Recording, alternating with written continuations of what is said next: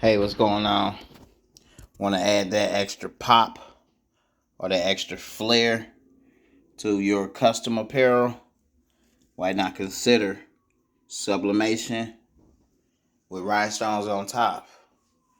Sure, you can use glitter, sure you can use foils, sure you can use patterns, but look how premium, authentic that looks.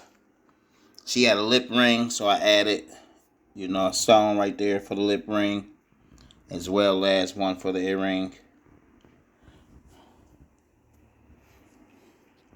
If you're definitely liking this video, smash that like button, If you would like to see a tutorial on how I did this shirt from start to finish, leave a comment down below, because I would definitely love to show you people.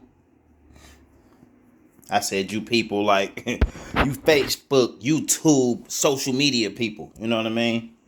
Not, you people in a bad way. But look at that. Look how that looks. Man.